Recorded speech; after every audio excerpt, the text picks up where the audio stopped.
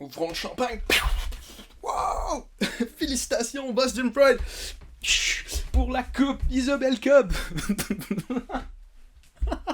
c'est pas un vrai champagne, je vous jure, j'en ai pas mis partout. C'était complètement faux, c'est moi qui faisais un mime. Mais félicitations pour avoir gagné la Isobel Cup au Boston Pride, les premiers champions de 2 coupes Isobel de l'histoire de la NWHL. Pour ceux qui ne savaient pas c'est quoi la Isobel Cup, c'est la finale de la NWHL, la saison qui a été pas mal écourtée. Au Lake Placid ils ont fait une bulle.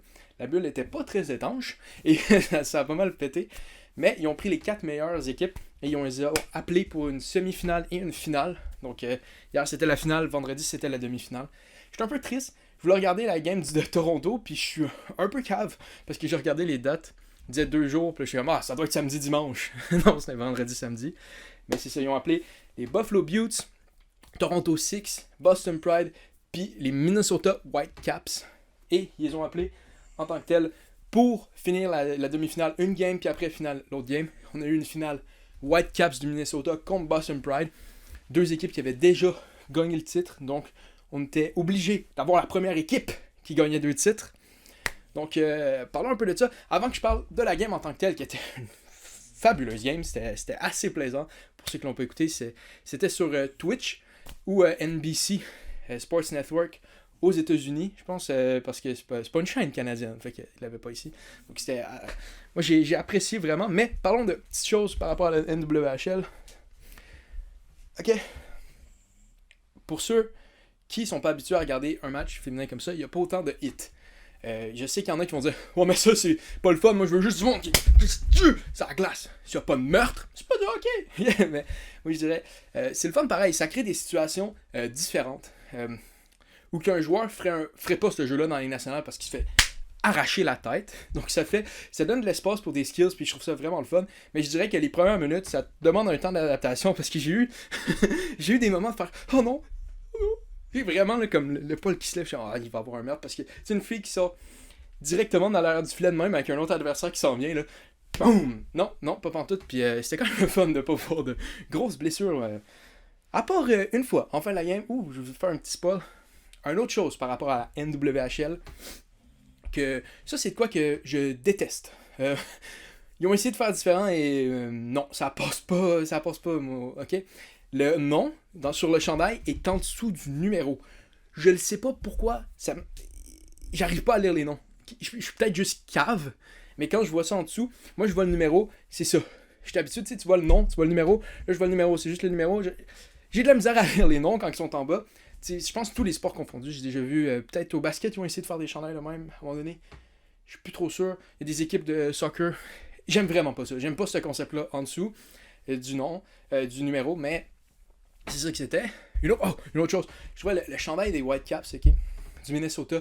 Je l'avais vu, le logo qui est sur internet, puis j'étais comme, c'est pas très beau comme logo, mais le chandail en tant que tel, là, il est magnifique. Le rebord en dessous, c'est une espèce de forêt en bleu que tu peux voir. C'est vraiment beau. Ça fait un peu comme le chandail des Coyotes, Reverse Retro, mais pas autant mauve et orange, mais juste espèce de relief là en dessous, puis c'est vraiment beau. Donc félicitations au designer de ce chandail-là pour avoir fait une très bonne job. Bon, parlons de la partie. Ok, c'était vraiment une belle partie. La game a commencé, puis c'était assez serré, puis je me disais, oh mon dieu, ça va être une game, mais il n'y aura pas beaucoup de buts. Ça va juste être constamment ça. Il va juste être des gros arrêts, et finalement, ça finit 4-3 pour le Boston Pride. Mais c'était une belle game. Quand il n'y a pas eu de pénalité pendant la première moitié de la game, puis après il y a juste eu des pénalités. J'étais comme, ils vont pas en coller une. Ils vont pas. Non, ça existe pas les pénalités au hockey féminin. À part peut-être les slash qui ont pas été collés une fois. Pis, pour ceux qui peut-être se disent c'est des filles, c'est moins tough. Là. Oh mon dieu. Je pense que chaque joueur aurait pogné 10 minutes de pénalité dans la ligne nationale. Le nombre de slash aux mains. Là. Si Marc Méthode jouait au hockey féminin, il n'y aurait plus de mains. Ça serait. C'est trop méchant pour rien. Je m'excuse, Marc, si t'écoutes cette vidéo-là, ce que probablement tu fais. Donc, exactement, on voit la game commence, et puis, je vais prendre les noms, je m'excuse, ça fait pas très professionnel, mais je veux pas rater les noms des filles en tant que telles. Donc, Ali Tonstrom, ok, elle arrive avec de la vitesse, mon gars, elle part, ok, puis là, directement devant le défenseur, elle fait un move, c'est d'une beauté exceptionnel. Puis après, elle fait un lancer parfait pour battre le goaler. Ça part le balle. Ellie Thunstrom, je pense, si j'ai compris, a déjà gagné le MVP de la ligue.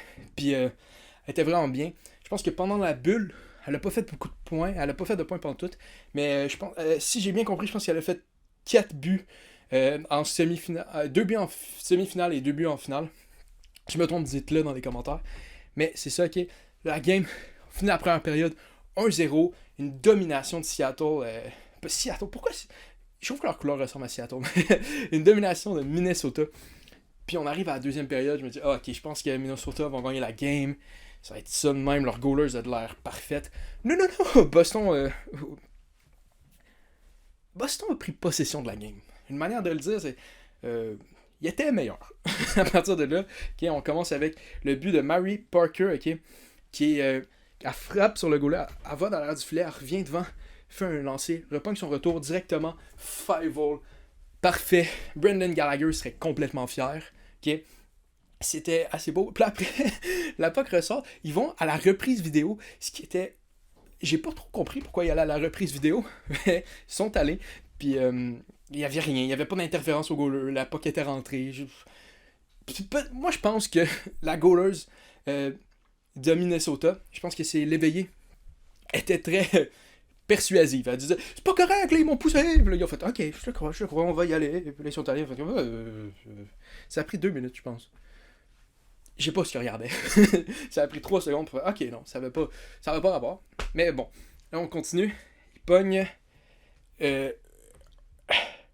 Christina Petinga, qui pogne la rondelle, et dans le haut, juste en haut du cercle, elle se tourne, puis elle fait une passe à Julian Dempsey. Là, c'est là que je vous dis que c'est le genre de jeu qui existe parce qu'il n'y a pas autant de contact au hockey féminin. Puis c'est ça qui rend ça le fun, ok? Parce qu'elle se tourne dans le milieu de l'enclave d'une manière que elle se serait fait tuer au hockey de la Ligue nationale, mais c'est pas grave parce qu'il n'y a pas de mise en jeu, puis ça crée un super beau jeu, puis une shot de Julian Dempsey là, parfaitement, là, directement en haut de la barre, ok?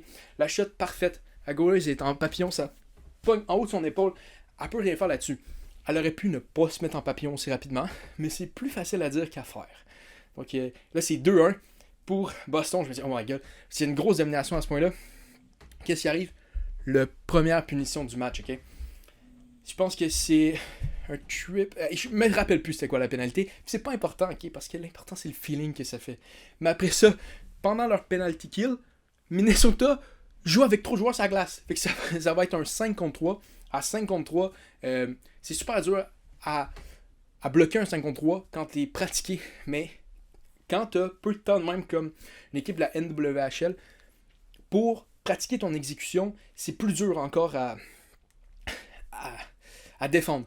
Par exemple, dans ce cas-là, la fille était directement de l'autre bord, passe transversale parfaite, pouvait rien faire. Puis ça, je pense que c'est le genre de choses qui serait vraiment le fun de voir une ligue de hockey féminin où les filles peuvent vraiment se dédier et jouer beaucoup au hockey parce que je trouve les skills sont là, c'est super le fun. La petite différence vraiment, ça va être au niveau de l'exécution parce que dans le fond, ils ont des jobs et ils sont pas tout le temps en train de jouer, ce qui est normal, tu sais. Au hockey, la ligne nationale, ça va être ta.